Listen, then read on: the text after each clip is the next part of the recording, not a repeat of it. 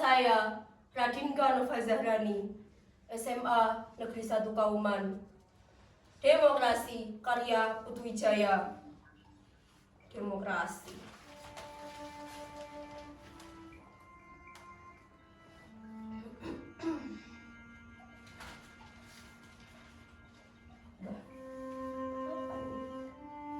Perjuangan sang ketua RT. Dia adalah sang ketua RT yang begitu mencintai demokrasi. Namun, karena dia merupakan rakyat kecil, perjuangannya sama sekali tak terlihat. Jangankan gambarnya yang terpampang di koran-koran, namanya saja tidak banyak yang mengenal.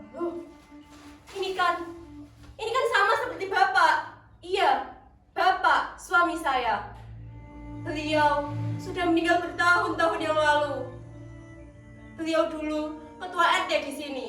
Namun setelah beliau tiada, tidak ada yang mau menggantikan perjuangan beliau. Akhirnya saya, ketua RT Radinka, saya yang menggantikan perjuangan beliau. Di lingkungan saya ini, seluruh warganya pro demokrasi. Jika ada 1, 2, atau 3 warga yang anti pada demokrasi, mereka akan lenyap. Semuanya kompak jika sudah membela demokrasi. Demokrasi! Demokrasi! Demokrasi! Demokrasi! Demokrasi! Demokrasi! Ya, seperti itu. Semuanya semangat. Namun, sayangnya sedikit. Tidak ada yang benar-benar mengerti apa arti demokrasi. Saya juga. Saya tidak terlatih sebagai penerjemah atau kata orang barat sana, translator. Ya itu pokoknya. Dulu, sebelum jalan ramai seperti sekarang, ada petugas yang mengangkut dari kelurahan.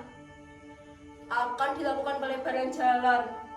Kami semua disuruh mengikhlaskan tanah kami seluas 2 meter. Katanya, untuk kepentingan bersama. Walaupun hanya 2 meter, tapi sumbangan saudara-saudara sangat membantu untuk kehidupan kita di masa yang akan datang. Jadi, saya mohon bantuannya. Loh, hanya 2 meter. 2 meter. Bayangkan, jika tanah kami hanya 6 kali 4 meter, lalu dipotong 2 meter, rumah kami hanya seukuran gang. Bagaimana bisa hidup dalam gang dengan rata-rata 5 orang anak? Nggak bisa. Mereka juga bilang, ini kan merupakan keputusan bersama. Keputusan bersama dasmu. Beginilah Bu RT, wilayah sebelah sana akan dibangun pembangunan jalan, akan dibangun pabrik tekstil yang otomatis memerlukan pembangunan jalan yang lebih lebar. Hal ini agar tidak menghambat mobilitas warga. Jadi, saya mohon pengertiannya Bu RT. Jika mobilitas semakin naik, harga tanah di sini juga ikut naik.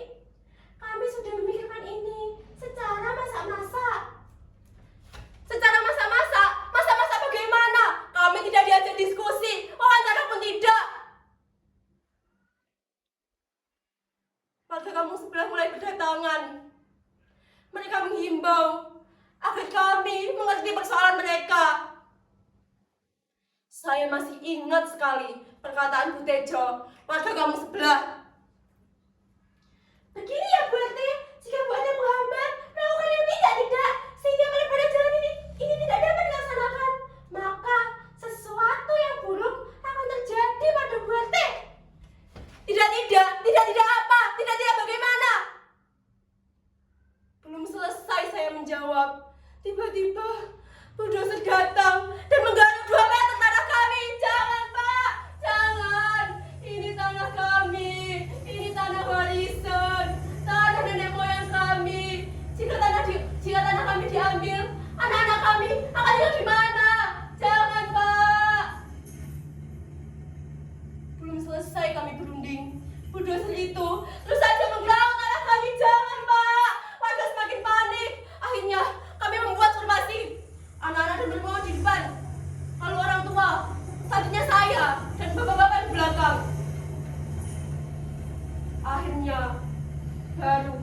bulldozer itu mau berhenti. Sopirnya turun, lalu berbincang dengan seseorang. Mungkin itu bosnya.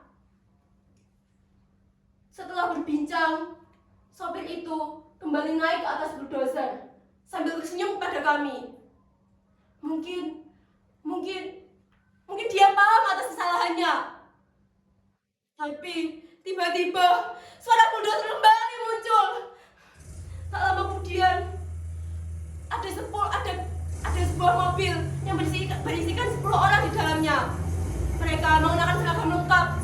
Kami kira itu aparat yang akan menolong kami. Bulldozer kembali menggerak ke arah kami. Jangan, Pak, jangan. Yang kami kira aparat, mereka adalah satpam yang siap menyalakai kami jika kami melawan. Kami seperti kucing kepepet. Para anak-anak melawan dengan melempari mereka dengan batu. Pak Eko, warga saya, dia tertusuk dan berlumuran dengan banyak darah.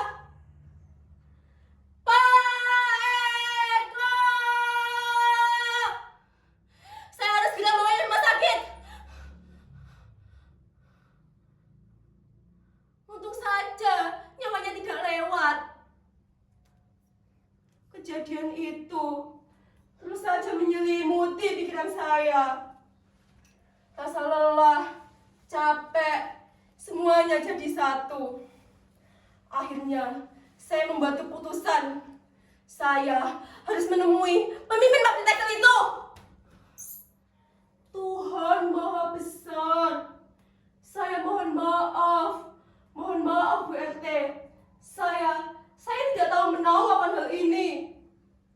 Saya tidak pernah membiarkan siapapun berlaku semena-mena atas nama perusahaan. Saya mohon maaf. Tolong sampaikan maaf saya kepada para warga. Saya mulai curiga. Sandiwara apa ini? Tidak mungkin orang kaya seperti dia, berpendidikan tinggi, wawasannya luas, tidak mungkin tidak tahu apa arti 2 meter untuk kami. Saya tahu dia hanya ingin mengambil hak rakyat. Tai kuncang orang 2 sen. Tak laporkan kamu sama Jasa Agung. Dulu beliau waktu masih miskin sering makan di warung saya, biar orang semacam ini bisa ditindak. Saya memang rakyat kecil, tapi selayaknya semut. Jika diinjak, pasti akan menggigit. Saya juga. Semakin saya marah, semakin dia ramah. Dia memperlakukan saya seperti tamu terhormat. Dia menyuguhkan banyak makanan lezat, makanan yang tidak pernah saya makan sebelumnya. Saya tahu ini pasti makanan viral itu kan, yang harganya 400.000 itu. Tapi saya menolak semuanya. Saya masih ingat apa tujuan saya datang ke sini, untuk membela rakyat. Dia basa-basi menanyakan bagaimana kondisi keluarga saya, bagaimana kondisi anak saya, bagaimana kondisi Pak Eko. Loh, semakin curiga saya. Kok bisa dia tahu segitunya? Jangan-jangan dia dalang di balik pembacokan Pak Eko. Saya bertekad tidak akan pergi dari sini sebelum ada keputusan yang menguntungkan warga. Dia mengangguk, tanda dia mengerti. Dia mengeluarkan sebuah amplop coklat dari sakunya, lalu memberikan kepada saya. Bertuliskan 250, nolnya banyak sekali. 250 juta. Ya Tuhan, banyak sekali. Saya belum pernah membawa uang sebanyak ini. Bahkan 25 kali saya hidup, saya belum tentu bisa mengumpulkan uang sebanyak ini. 250 juta. Dengan uang sebanyak ini, saya bisa mengkredit motor, mengkredit rumah, mengkredit mobil. Kredit? Apa itu kredit? Saya bayar cash. Akhirnya saya pulang ke rumah. Saya memberitahu keluarga saya bahwa mulai hari ini kehidupan kita akan berubah. Keesokan harinya, para warga datang ke rumah saya. Mereka menanyakan bagaimana hasil rundingan saya dengan Pak Direktur. Saya memberi wejangan. Saudara-saudara semuanya yang saya cintai, saya tahu memang berat, sangat berat, kehilangan tanah 2 meter milik kita. Namun, itu lebih baik daripada kita harus kehilangan nyawa kita. Kita sudah berjanji akan berkorban demi demokrasi. Demokrasi diambil dari suara terbanyak. Ini salah satu pengorbanan kita demi demokrasi. Demi demokrasi, kita harus merelakan 2 meter tanah kita. Setuju nggih, Pak? Nggih, Bu? Loh, kok tidak ada yang menjawab? Semuanya satu persatu pergi. Hanya tersisa saya dengan Bu Tejo. Saya kira dia tidak pergi karena dia mendukung saya. Ternyata karena kakinya genggingan. Setelah reda, dia pergi sambil ngedumel.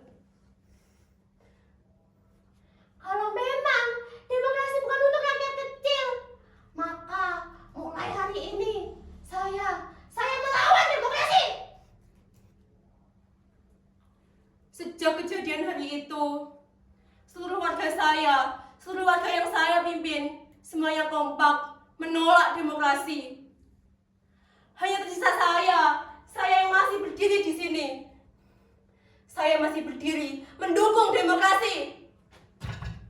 Demokrasi, demokrasi, demokrasi. Ya, seperti itu semangat saya. Masih sama. Saya masih membela demokrasi.